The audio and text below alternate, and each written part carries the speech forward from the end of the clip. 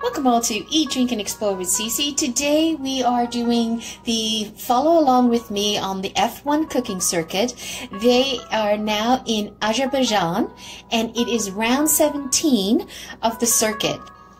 So I thought what we would do is we would do a national dish that is commonly made throughout the 40 regions within Azerbaijan, and we're going to make a dish called keto-friendly, and hopefully I pronounced that correctly. I apologize if I didn't. I'll put up the name up on the screen for you guys to see, but it is a very common dish. And first of all, let's talk about where is Azerbaijan. I literally had to look it up because I couldn't visualize where it existed in the world. So what I discovered is that it is at the crossroads between Europe and Asia and the Middle East, and it used to be a part of the Silk Road and connected all the way through back to 2300 in there. So I thought that was quite interesting. And they used to be part of the Soviet Union. They gained their independence back in the 90s, and so now they're the Republic of Azerbaijan, and they're bordered to the northwest of Russia, Georgia, Armenia, and Iran to the south, and on the eastern side they have the Caspian Sea.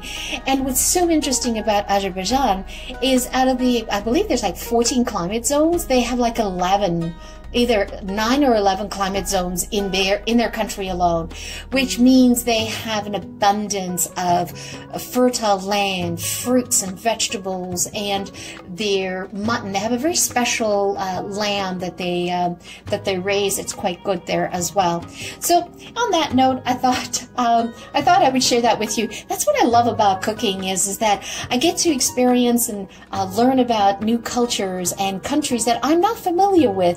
That is so interesting. So, and trying to see some connections between those dishes that we make that's very similar to Turkish and to Italian and Greek and Spanish and Portuguese cuisine, because there's a commonality all the way through because of the Silk Road. All right, so let's get started on this dish that we're making, this dish called keto-friendly. So we're making a chicken one. So what I did is I just grabbed a bunch of chicken thighs, boneless, skinless chicken thighs. You can use the bone, you can use a whole chicken, it's up to you. I like to use thighs. I like the dark meat. It has a lot of flavor to it. And what I also did, oops, let's get that back here. So what I also have in here is I rinsed it, washed it, I also rinsed it out with some vinegar, but I kept the fatty parts that are on when you buy skinless, boneless, and that's going to add a lot of flavor to when I render this down. So the first thing we're going to do is get that on the stove, get that rendering down, brown it out. Traditionally, when you look at the keto-friendly, they'll boil the chicken first and then they'll add it in, but I just find it doesn't have the same flavor. I love to render this down, get a nice browning, a nice char to it, and then add it in the dish, and that just added the extra flavor that I was looking for. So definitely well worth trying. And I have some homemade chicken stock that we're going to use, since I'm not boiling the chicken, so I'm not creating my own stock. So I pulled some out, and I've got 3 medium onions, and I sliced them half moons, basically cut it in half moon, and you'll see the onions are wafer thin, nice and thin. Whoops, that one's not thin. I got to thin that one out. But I like to keep them nice and thin because we're going to caramelize that. And then in this region, they use a lot of butter. They use ghee to cook as opposed to olive oil. So we're going to we're going to render the onions with the ghee, and we're going to use 2 tomatoes. And we're just going to cut it, de-seed it, and grate it down, and that'll add some liquid, salt and pepper in there. And we're going to put some eggs, because they finished it off with egg on it. So it's quite interesting in there. Now, as I said, there's like over 40 regions. It's either 40 or, can't remember exactly, it's either 40 or less than 40 regions that they have in Azerbaijan. And they have many influences, right? So they have influences from Middle East, from Turkey, from Soviet Union, but predominantly their food has more of a Middle Eastern Turkish flair to it. So what you can also do is you can make this dish by adding some cinnamon, some turmeric, and adding some barberries in here to make it nice and tart, and that's sort of the Middle Eastern flavor to the dish. What I'm going to do is, I haven't decided yet if I'm going to make it the Middle Eastern way, if I'm just going to make it a very, very basic traditional Azerbaijan way without these flavors here. But because Azerbaijan is on the crossroads between Europe and Asia, they were along the Silk Road, so they also had access to a lot of spices throughout the year, so that got built into their cuisine as well. Their Azerbaijan cuisine. All right, so let's get this started to render down, and then we'll get that going. So let's move over to the stove. Okay, so we're going to add in a couple of tablespoons of ghee. For those of you, this is a really good ghee because it's grass-fed. And here, look at that beautiful golden color. But for those of you who don't know what ghee is, it's clarified butter where they've removed the milk solids from the butter, which then gives it a very high burn point. You can basically render anything down with this. You see how quickly it melts? We're going to add in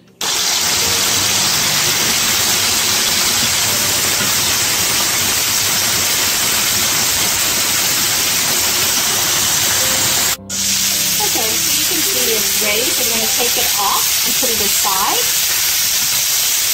Okay, so what we're going to do is put in the onions now. I put in some ghee.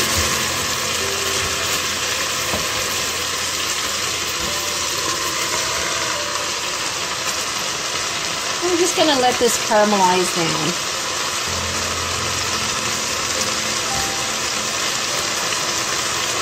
And, you know, you want to be generous with how much onion you use, because this stuff does render down to a little bit. And before I actually put it in the pot here, what I did was I just, you know, went with my hands and just broke it up as much as possible. To help this along, we're going to add in some salt to help caramelize this. You see that volume, how much of that volume is just reduced? So just think of this low and slow. We don't want to burn the onion. We want to get a nice golden caramelization. All right, that's perfect. And we're going to add in the chicken now. So you just want to put it on top. It's a really quick dish to do if you think about it. You could do this when you get home from work quite quickly. You can just look over here. That's what was left in the pan. So I'm actually going to lift this up and put it in the pot. I'm going to add in half a teaspoon of cinnamon, half a teaspoon of turmeric. I love the color of turmeric. And I did this off camera, guys. When I was cooking the chicken, I did put salt and pepper on it. Now, you can adjust how much cinnamon and how much turmeric you want to add to your dish.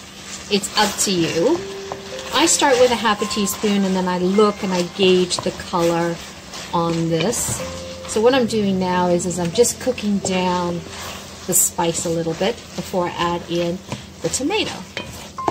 See, that's what turmeric. I'm going to actually do 3/4 of a teaspoon of turmeric.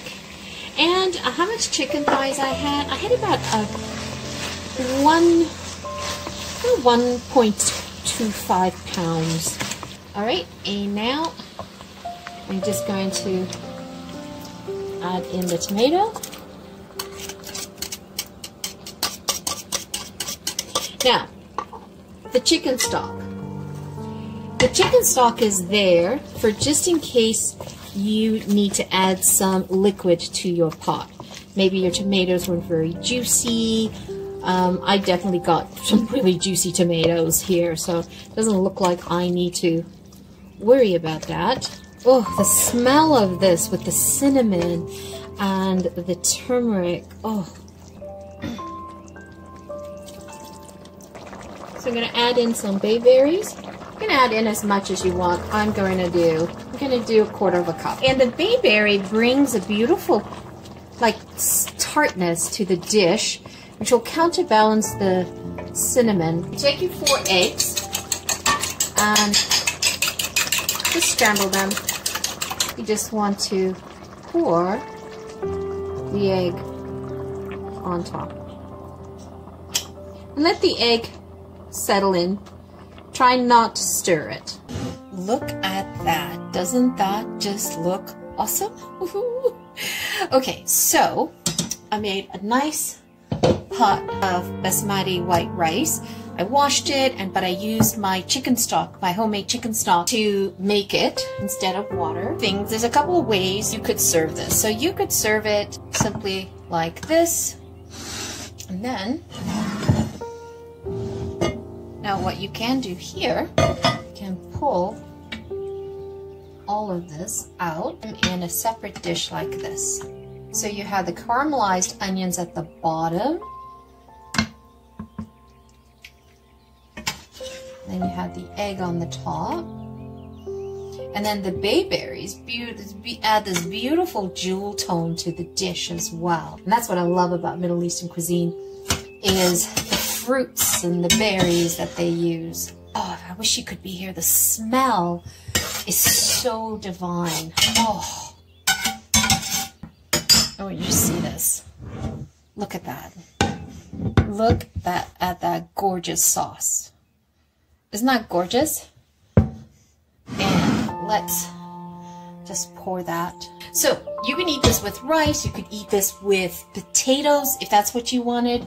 It's not quite traditional, but you could do that, or you could simply have it like this and have a nice tandoor bread, like an Azerbaijan flatbread. It's really, really good. I just didn't have time to go and pick one up, but I do love their flatbreads. You could even try like a flat Persian bread. I definitely know that everybody's going to enjoy this dish at the dinner table. It's different, you know. If this is not how you traditionally cook, like, I mean, I cook Mediterranean style, but it just adds another level to your repertoire, that you can just throw something like this so quickly together and have a completely different flavor profile. I love exploring the world. Absolutely love it. Through its cuisine, through its wines. That's how I learn about the world. The geography, the history, what people like, what they don't like. Oh, just look at that. Oh, I'm so excited. Just to give it a different color dimension. If you want, you could zest a lemon on here, do some lemon zest. Okay, so let's give the sauce a taste. Oh, it is so delicate. I have got that back note of cinnamon, the turmeric, the bayberries. Oh, it's so flavorful. Definitely, this is a must. Try to make this. I really recommend you guys making this because it is awesome. And with some basmati rice, I really would recommend you guys make this sheertma. It is it's just so wonderful. The flavors are, to me, because it's not part of my daily routine, it's exotic. It gives me that little oomph, a little change in the kitchen that everyone enjoys. So once again, thank you so much for joining me. I always greatly appreciate having you guys come back as returning champions and watch these videos. If you're new to our channel, welcome. If you have not yet subscribed, consider hitting that subscribe button and hitting that like button. Send us some love. We are trying to grow this channel so that we can get more people, more enthusiasts like yourselves joining us and enjoying all these different dishes that we make.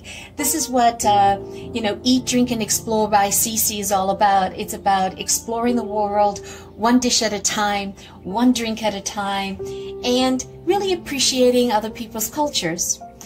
So the F1 is now at Azerbaijan, and let's see who wins this time. I believe they're in Baku, which is the capital, and I'm just excited that I learned about a whole new country, a whole new cuisine, and I'm just thoroughly surprised at how simple some of these dishes are, and also how common, there's a common thread of cuisine between, as I mentioned, between Turkish and Italian and Greek and Croatian and Armenian. They all have a similar thread, right down to the Spanish and the Portuguese. So once again, thank you so much for joining me.